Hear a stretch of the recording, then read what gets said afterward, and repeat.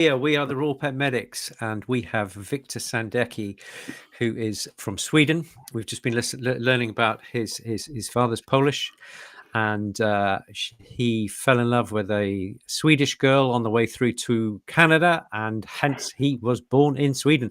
And he is a leading light in the Swedish raw food industry, and he's come to talk to us this evening. We're really, really excited to speak to him. We have got Dr. Brendan Clark. We have got Dr. Connor Brady. I'm Nick Thompson, and we are on Patreon. If you want to follow us, please do. For the cost of a price of coffee every month, you can be part of the in crowd who gets a little extra on the side every week. For 10 minutes after the show, you get the stuff that the other guys don't. But we really are grateful for your support. The other thing that I'd love to say is thank you to everybody who follows us on YouTube. Please smash that subscribe and follow button. That really helps. The elastic bands like that stuff, they wind up really tight and point everybody towards us, and we're on your podcasts. There you go, guys. That's me. I'm done. I'll see you later. All right. I'll just mute him now. That's this week. I'm gonna shut up now. Yeah. Well, welcome, Wiktor, and thank you very much. You're going to enjoy our pronunciations of so many things tonight, and us trying to get it right. But I think we should start off with talking a little bit about the company, because it's we've got Sundhund Matt. Is that right? Yes. Yeah, that's true. How do you say it, Wiktor? How do you say it? Yeah. Sund. Hund. Dog. Hund. Mod. Yeah. Mod. So, Sund. M-O-D. Mod. Yeah, the proper translation would be sound dog food, like healthy dog food. Sound okay. healthy. Sund, hund, fod. Yeah. So healthy dog food is sort of cool. Would be the proper translation. Cool. Does what it says on the tin. It sounds nearly Scottish.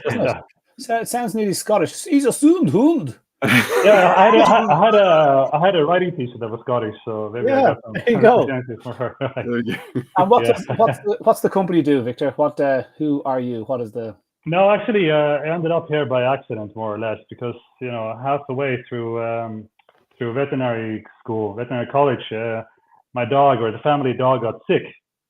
Right, she got severe problems with her hip. She was at that time she was a 9-year-old German Shepherd, and quite overweight as well, which we weren't able to do anything about, it seems, despite all the so-called diet options that were out there. So she, she couldn't get back up in the car or get down the stairs or up the stairs, and being very depressed. And of course, she got her some pain medication for that, which helped a bit, but it also wreaked havoc with her stomach, and she wasn't feeling very good at all. And of course, that leads you to a certain amount of desperation, right? You see the beginning of the end is coming to your soulmate. Here she is, by the way, in case you want to say, "Oh." Oh wow! Oh yeah, maybe a long time ago. But anyway, At that time, I got quite desperate. So I remembered seeing a documentary 10 years earlier about a Danish veterinarian who was quite controversial in the fact that he treated a lot of his patients with chronic disease using food. And the food he used was basically cooked tripe and carrots and something like something else. I don't quite remember the exact details, but he said that you can never expect a body to function properly with bad food, bad nutrition, like for instance, kibble, right? And that was also what my dog was on at that particular time. So what I did was I trusted. I gave her raw meat and offal and so on because I was desperate, and she transformed completely. Wow! She lost all of her overweight in about 3 months. So she was 43 kilos when she started, which is a lot for. It was a big German Shepherd, but it was still a lot for her. And she lost 10 kilos without calorie restriction. She was just fed almost ad libitum. And her coat started to shine, and she became completely a new dog, a puppy again. And she was running up and down the stairs, jumping in and out of the car. And I've never seen her like that before. So of course I told my teachers about this in vet school, but they were not too impressed, and I sort of respect that because it's just another anecdote. But as you go along and you meet more people and you tell them about your experience, you gain more stories. I went to after my college degree, I went to Thailand to work with stray dogs at a shelter. And of course, they have a different culture there. And they also feed their dogs differently from what we do here, meaning they give them a lot of leftovers. And they throw chicken bones at them, cooked and raw.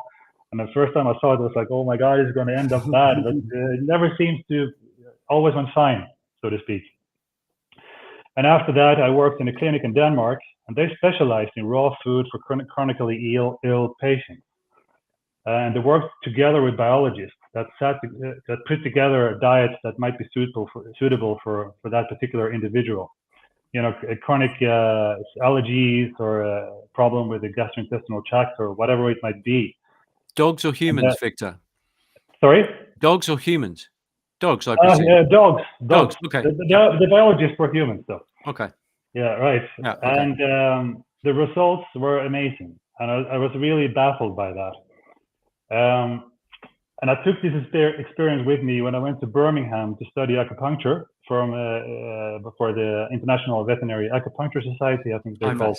Yes, indeed. Yeah. Yeah, and I spoke to my classmates there. They were from all over the world. They were from Holland, Germany, England, of course, and so on, about my experiences. And that wasn't new to them. They had a different culture. That it wasn't too uncommon, or they were very familiar with the fact of feeding a dog this kind of food, compared to what I was used to back home here in my country. And taking all this experience in consideration, it was very hard to do anything else but to focus on nutrition for the rest of my career. I found any other job to be, almost pointless and only treating symptoms, like putting a lid on a boiling kettle. Yeah. So I just tried. For the clients I had after that, I tried to find some sort of option for them to give to their dogs. And then I found like a very good producer of this sort of food that I'm representing now to hand out to them. But then it grew and it ended up in one shop and then another. And all of a sudden, I have a pet food company. Yeah. So it ended up here. But I just went that way, sort of.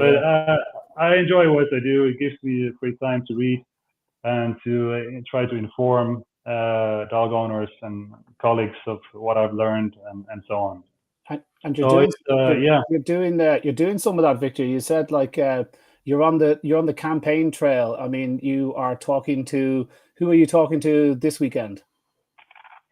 Yeah, that's actually not thanks to me. That's thanks to a wonderful girl called Louisa, she was also in dog risk. And in Helsinki, and she's partly responsible of setting together a program for a conference up north, or halfway up the country, where the in-house vets, because this is like a big pet store chain, and they have veterinary clinics franchised to them. Oh yeah, okay. Right, I think maybe 10 or 12, I'm not sure, and that staff, all those vets and all those other staff, I think, are going to that conference. And she had made sure that there would be maybe a 2-hour program of the latest in dog nutrition from the Helsinki University. Oh, nice. So she has invited Anna to come and speak for them. I'm not sure what she's going to speak about, but probably something with, I don't know, maybe it's pathogens or inflammatory markers or something like that, or something from the study of dog risk, I assume. And I'm not going to talk there myself, but I'm there as support in the following debate, maybe. So I will take part. Yeah. But I still thought that the question was interesting. What would you do once you have the chance, once you're facing 50 or 80 or 20 or 100 vets? What would you tell them if you have 20 minutes to open up open them up? I mean, personally, I've got one. Yeah. Okay. So I think it's really, really useful to look at the criticism of raw from the industry and from vets. we Raw Feeding Veterinary Society and Raw Pet Medics, we've boiled it down to benefits, bugs, balance, and bones. Okay, these are the four areas. So talk about the benefits. There's you can find 15 papers easily for the benefits, because the World Small Animal Veterinary Association says that he's dropped a earphone. Now you're like Rodney Habib. You find your headphone. I'll just do this. Just while Nick's talking. We'll just do that. We could all hear you. Right. Okay. So you find your headphone. So it's basically the World Small Animal Veterinary Association, I think in about 2012 or so, came out and said there are 4 major problems with raw food, and they basically boil down to benefits, bugs, balance, and bones. Yeah. And so if we can critique those, we say, here are some papers on the benefits of raw food. Oh, look, there aren't any papers on the benefits of kibbled food relative to raw. Okay, so that's number one. Right. Benefits, bugs. You can just say, yes, there are a low level of bugs in raw food diets, but the problems with those bugs is vanishingly small. And you can quote Antarinimi 2019, and also Nikki Kamek, I think it was 2021. She did a paper, and you can just say, right, here's a load of incidents where people and children have got salmonella from kibble. Okay, so the benefits, bugs, balance. Do animals need every meal balanced? Patently no. But if over a week or 2 weeks the diet, which is different from a meal, if the diet is balanced, you're off to the races. You're good to go. And then bones, you can just say the problems with bones are, again, vanishingly small, but the benefits are enormous. Psychological benefits, dental benefits, mineral intake benefits. And I think, and you can do that in 20 minutes. You have 5 minutes on each section. And you just whack them with that. Benefits, bugs, balance, and bones would be my thought.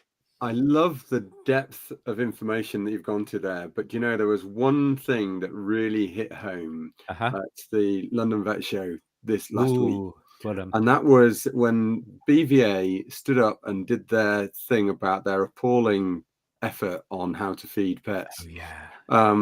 And how to defend it, and how to try and get it across the line as far as understanding what clients are saying to you in the consult room. And somebody that I actually had thought was very much in line with the conventional thinking on everything from vaccination to worm and flea treatments to feeding dogs kibble, all of that side of things, when he was president. And I was on committee at the BVA, and it was this is quite a few years back, by the way. I actually listened to him, and one of the things he said back to the committee was, so in this day and age, as an older man, being constantly advised by health professionals that I should be eating much less processed food and much more fresh. And considering that I see myself as just another animal, another mammal within the whole thing, how on earth do I square that with telling clients they should be feeding their animals on ultra-processed food? Totally. And the excuse that came back was there just isn't enough data, i.e. they'd not looked at all of the data that is available. So it is, I think, something that the greater profession are coming to realize, that actually what they're doing post-COVID, when they're all looking at improving their own health, is looking more and more towards fresh, varied diets to get greater balance and all of the rest of it. They are suddenly coming to the realization that feeding the same old pelleted food over and over again cannot be healthy.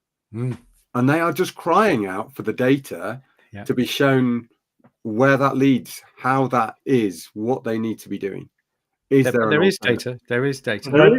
But they're crying out to be shown it. And we just need to, go down that route and then just show them now where all of that data is. We need to sit down in a room with them and just go through all the papers. Boom, boom, boom, boom, boom. It'd only take half a day.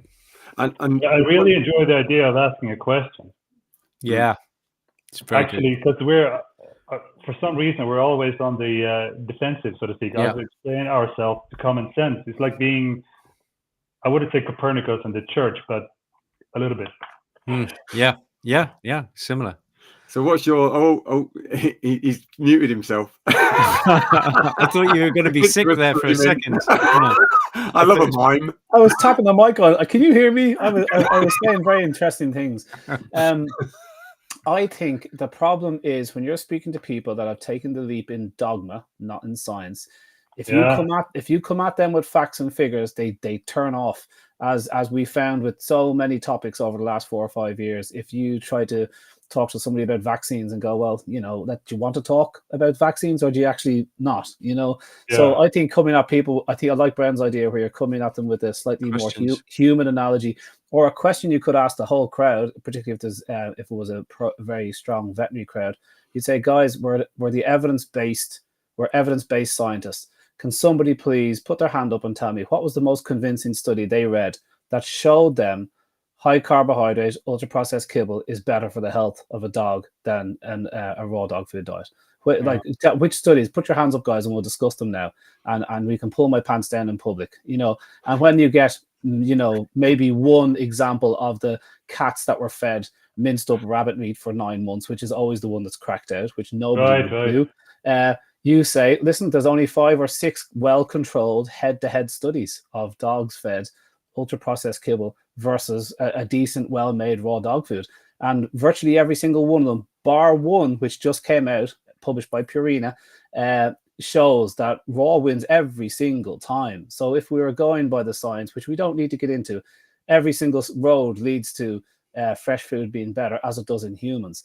So, what study are we talking about that we're worried about? Oh, well, it's dangerous. I said, okay, we were just talking about benefits. In 20 minutes, it fills me with horror, to be honest, Victor. What are you thinking? What are you going to do with your 20 minutes?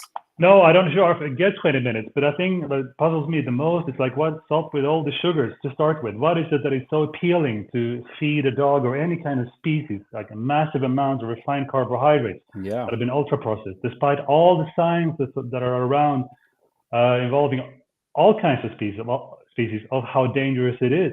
How do you justify it? Do you even know what's in the bag? I mean, where does it all come from to start with? And when did it start? And why did it start? And who told you? More or less, right? I mean, that's because it makes absolutely no sense. And the funny thing is that afterwards, we're going to have this talk. We're going to go to an animal park that is just next by and speak to the vets there. So we're going to talk about dogs first, and then we're going to see dogs in the wild, like real canines. And I wonder if any of those in the audience would be happy to feed kibble to one of those canines in the zoo. I doubt it. Yeah, they don't. I don't know of any zoos. No, absolutely not. Because your brain transitions. Oh, that's a canine in the wild. Of course he would eat meat. There's no danger there. There's no danger for the handlers. Of course he would eat a raw egg. Of course he would do that. The whole fish, he would eat the chicken bones. I mean, nothing makes sense to me anymore in this particular field. I wonder if there is actually the vast amount of science that is available regarding the dangers of this kind of ingredient. I mean, it's mind. I mean, I wonder if there is a zoo out there that's really cut costs and asks Royal Canin to come in and feed their big cats. I think they have tried feeding zoo cats and zoo canids on kibble, but I don't know for sure. We'd have to ask one of our zoo vets. That. I think in Australia they tried it. I read it in Lonsdale's book. I think they have tried it. It wasn't very successful for obvious reasons. What a surprise! Yeah. No. So we've had a bit of a chat going on in various forums, haven't we? And there's been a little bit about, are carbs necessary? And I think there's still a bit of debate out there. It was one of the post dog risk chats. Somebody had said that they'd watched somebody giving evidence that they thought that starches were necessary, and there is a little bit of a debate going on. Are there certain disease processes where we consider that higher carb diets, especially grains, are required? And I think it's worth just, what are our thoughts? Because I know where mine are. I've made it quite clear on that chat. But I think, Connor, you're sometimes a bit open to debate and bit of outside the box thinking. Why would you be willing to? Where's Wiktor? Where's Wiktor on this? Yeah, are we talking about specific, like in cases of disease or in general? Firstly, in general, but then if there is a disease that comes along, let's say cystine stones, what do you see the benefits of feeding? So let's go to the general first. The need for carbohydrates? No. I can't find any biochemistry book that says you need carbohydrates. You don't. Agree. And it's just the fact that's indisputable, in my opinion. Then regarding, that doesn't mean that you cannot eat it, right? Not all carbs will kill you. That's not the same thing. But do you need it to survive? No, absolutely not. That's why we have polar bears or, or Arctic wolves or whatever. I mean, the body is not in need of carbohydrates. The kind of bodies that we're talking about anyway. And then when it comes to certain disease, in the literature, there are those that propose a certain amount of carbohydrates in the diet because the body, for one reason or another, cannot handle the proper amount of protein or too much protein or too much fat. I don't have too much of an issue with that. I'm not sure if it's true. I'm not sure if it's true. It's recommended, but I don't ever see a reason to feed with grains, ever. If you want to find carbohydrate source, I would go for potatoes of some sort or sweet potatoes as an option rather than refined grains, if you want to use that option. That's my stance. And so are we convinced whether, because we're talking about things like the Nestle paper from 2013, I think it was. Axelson. The fact that there's genetics that would suggest that they can produce enzymes to effectively utilize carbs. Where are you at with that? I would suggest, guys, all four of us, what we should do is we should set up a date and we should go through that paper line by line, because I think it's got more holes than a calendar. Let's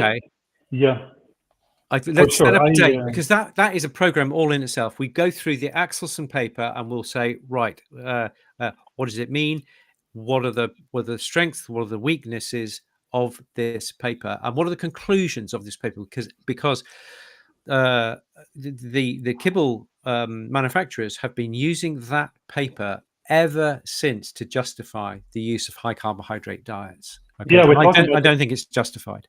No. We're talking about the paper in Nature too. Nature. I disagree completely with that. Not with the paper. I do agree. I can accept the fact that some breeds of dogs have genes that make them maybe more capable of digesting carbs. That says nothing of whether or not starch or carbs are good for that species or for that individual. That's the point. And I think that when it comes to the papers being published, for instance, regarding the discordance theory, that the mismatch theory, that is all over the place, including our veterinary literature that is not sponsored by any pet food company.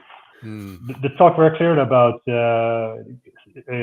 cereal being a double-edged sword, right? Because the agricultural revolution, as we got it, it gave us more food. We could stay in one place, and we didn't have to move around so much.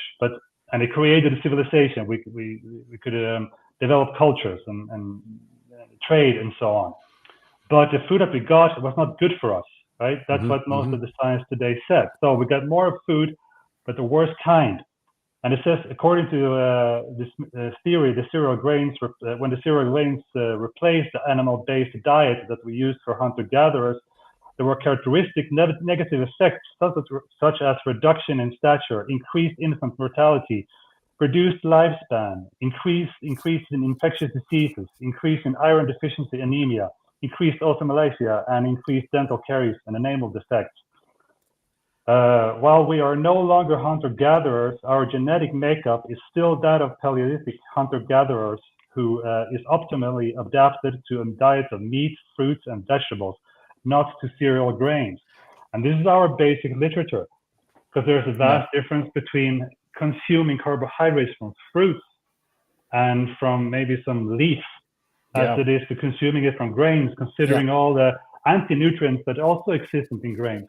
And when we look at the dogs existed, when dogs existed 5 or 6 or 7,000 years ago, they survived, but we don't know if they thrived. And there's a difference. In today's culture, our dogs, we're trying to find a diet that makes them thrive, not just survive. Yeah. I know that my German Shepherd could survive on grains. She ate it for 9 years, and she reached mature age, and she was able to reproduce, would we have let her. And so her species would have moved on. So mission accomplished. But she didn't thrive. She got inflammation all over in her body. She got fat. She got lazy and felt terrible. And I know many people feel the same. And we talk about this a lot. The science is all over the internet about the effects. Even in actually, some of my friends are medical doctors, and they talk about even our farm animals in the paper or in the magazine of the Medical Association of Sweden, right? So our modern diet is the reason that we get as sick as we do. Totally. It's such an enormous amount of starches in our diet. And they talk about humans here and the formation of advanced glycation end product, right? So when we eat a lot of sugar from flour, the glucose will connect to part of the proteins in our body and form a complex and we call that the dysfunctional protein. An accumulation of these dysfunctional proteins in the body will create an inflammation. And depending on where in the body you have this inflammation, you will experience different kind of diseases. The funny thing about this article in the paper is that they talk about our farm animals, right? The way that we feed our farm animals now differ from the way we used to feed them before. So today you can more or less have a pig grow very fast by feeding it starch-rich diet. Yeah. In just 4 to 6 months, it will reach an age where you can get meat from it, so to speak. In comparison to maybe 2 years before, when you just fed it roots, right? A different kind of starch, natural starch. And the result of this is that if these animals would have been allowed to live long enough, our farm animals, if we would allow them to live, they would develop chronic diseases the same nature as we do. And the list that they put up to cause this disease they're vast and they're all over the body. I mean, musculoskeletal disease, connective tissue disorders like osteoporosis and autoimmune disease, arthritis, chronic hormone imbalances, chronic lung diseases, periodontitis, Alzheimer's, Huntington's disease, Parkinson's disease, cardiovascular diseases, metabolic syndrome, diabetes, breast cancer, ovary cancer, prostate cancer, testicular cancer, glaucoma, cataracts, stroke, Down syndrome, cystic. This list is endless, right? Yeah. And this list comes from thousands and thousands and thousands of publications in the medical databases. So, if this science is all over, why do we make it the ingredients in pet food, thinking they would have any different effect?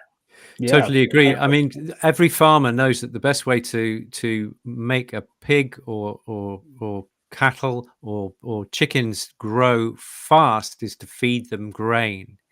Okay. Cattle. Right. And yet we do that to our domestic animals and are then surprised when they do exactly the same. They get overweight or obese. I was going to say, it's not necessarily like grow fast putting muscle on either. It's often grow fast getting fat. Fatty rashes. Do you know, your unhealthy previous, by the way, your dog that you described as your heart dog, that was my one. Look how similar. My God. Look similar. Oh my God. And the same thing. 7 years old. You're saying thing you said. She was hobbled. She couldn't get up the cliffs. She was totally about to die. And this dog, I was incredibly close to her. And same thing. I fed her raw. She turned inside out, and she was just a brand new dog, and just made a zealot out of me. So, but the reason, here's the thing for people that don't understand. First of all, the more you increase carbs in your diet, okay, where's my hands? You can't see them. The more you increase carbs in your diet, which are purely a form of energy, they offer very little else. the less you get protein. Okay, so a lot of the issues that Wiktor was describing are just purely the fact of there's so many vitamins and minerals in the red bit, but also you need a huge amount of protein. So as the protein gets less and the carbs go up, you just have less of the good stuff.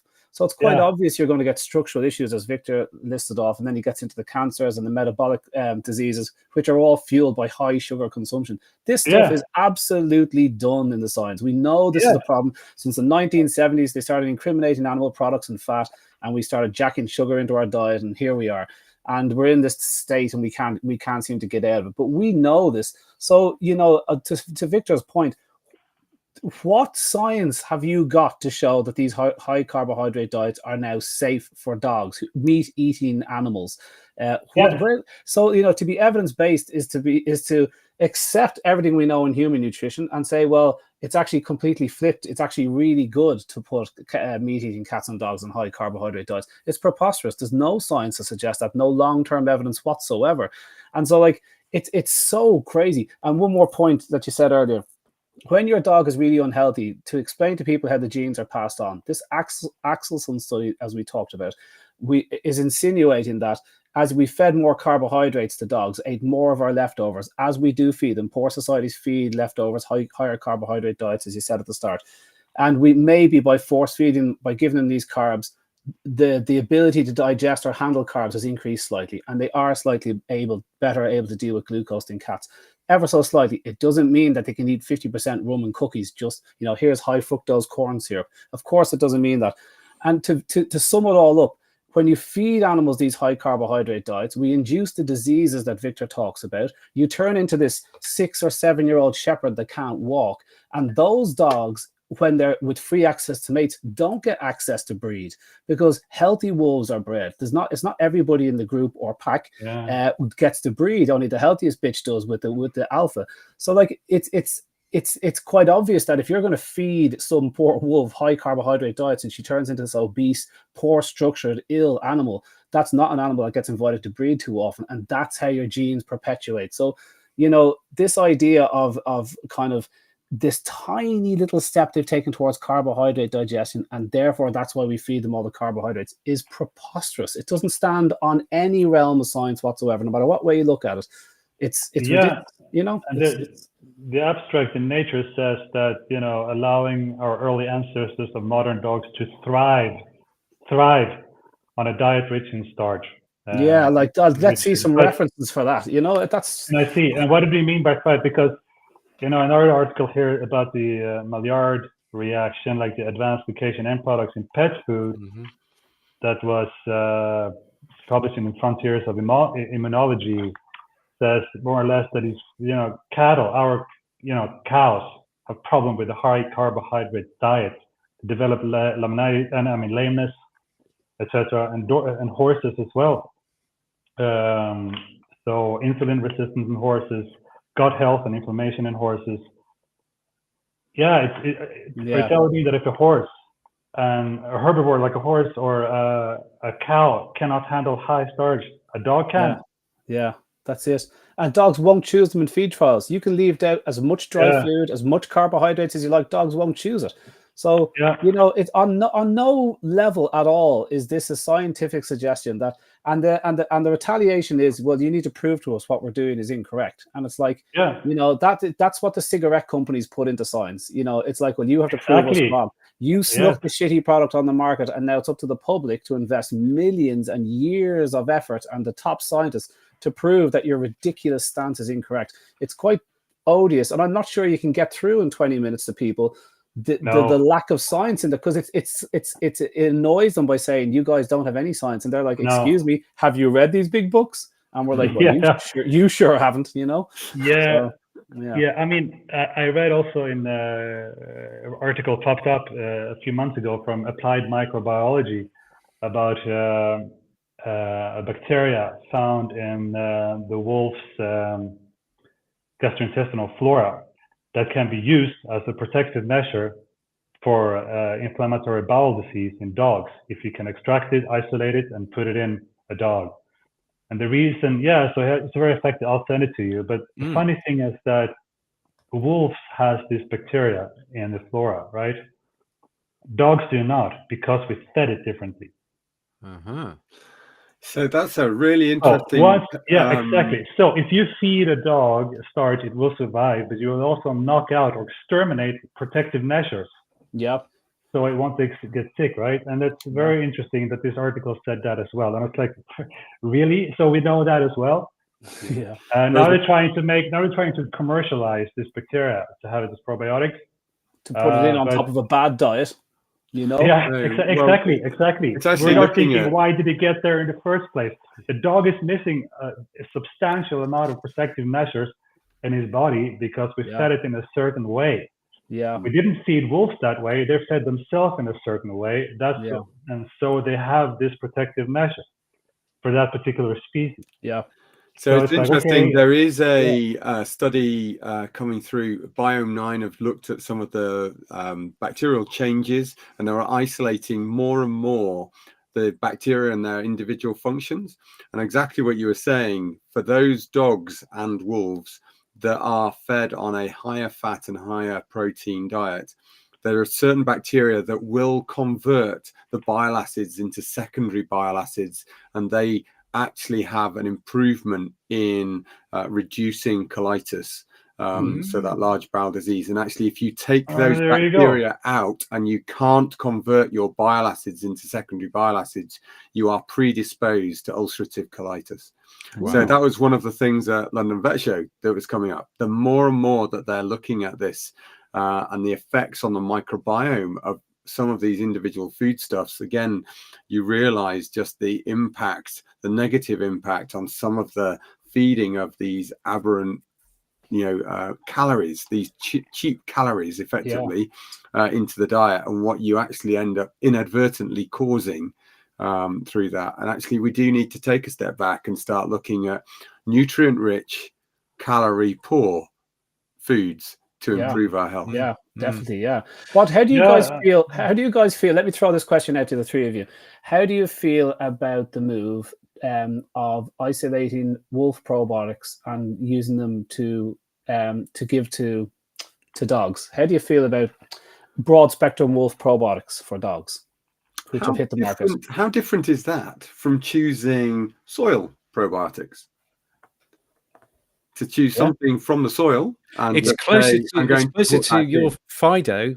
A wolf is closer to your dog than soil probiotics. However, I think soil is probably the mother of all probiotics. That's where and then you may get specialization in certain species who are eating certain diets, and there may be evolution of bacteria within the gut over hundreds of thousands, millions of years, possibly. But I think I would like to investigate the wolf probiotics. So basically, you just get a load of wolf poo and powder it and stick it in a tub. There you go. Really, essentially, that's it. Or put it back up. Do you know what? After all of our talking of FMT and the way to do it in conscious dogs, one of the IDEX ones on FMT actually used that method this year instead of knocking the dogs out. Wow, brilliant! No, how successful it was. Yeah. The Brendan Clark. Did they attribute it to the Brendan Clark of Walcott Medics? You want to get him for that? That's trademark stuff. Trademark. How to do this? Yeah. What do you think, Victor? First of all, do you have wolves up in Sweden? Do you have wolves in Finland? Yeah, and they're very close. They were 40 minutes away from here. I heard in Malmo recently. Yeah, I didn't see it. It's not first-hand reference, but I heard they chased the runner in the forest. Wow. Yeah, God. I don't know if he chased or just strutted after. But there've been reports, and some have been shot because they're too close to. Wow.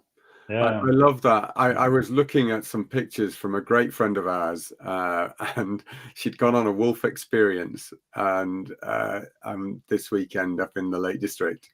And she's there, and the wolves are coming up, and she's getting kisses from them. And I'm thinking, oh my God, there is no way. Yeah, I'm not sure I would consider that as a true wolf experience. Yeah. Wow. I'd be running. I'll tell you what, wolves are really, really, really scary things. But I used to do some work with wolves, and when you go in with the wolves, we were taught you've got to go down to their level so that your face is at the wolf level. Okay. And before you go in, this lovely Tony was her name. She said, just to let you know that the average bite capacity of a German Shepherd is something like 40 pounds per square inch. Okay. And the average bite of a pit bull terrier is maybe 120 pounds per square inch. The average bite force of the average wolf is about 700 pounds per square inch. Have a good time with the wolves. Literally, you have to go eye to eye with these guys like this. I'm going to respectfully disagree with that. Do you know that I just recently, no, I don't have any facts to back it up. I just want to disagree. So just recently, I was looking at this. I was looking at the bite force and the wolf. We had 5 animals on the screen with hyena, which was up there at the very top, and which was 1100, I think, PSI. And then we had a grey wolf, and we had 3 or 4 different types of dogs, but it was like an English Mastiff. There was a Dog de Bordeaux and a couple, but there's 5 or 6 dog breeds that have a stronger bite force than grey wolves. And the grey wolf actually was kind of lower. Like other dogs now, you're probably right. Yeah. I couldn't believe they don't have the bite force that these bigger animals have, that the shepherd protected the dogs do. The bullfighting animals all have stronger bites than them. They're hunting tired. They can only bring down big prey when it's exhausted because they don't have the bite force to knock it out. Now, listen, this is just me Googling. So I'll post up the little slide that I had, and we can have a look at these animals and people can pick. But the bite force was a bit disappointing. Now, listen, I wouldn't be thinking about this when the thing is chasing me through a paddock. When there's a pack of them. Conor Brady said it's not that dangerous.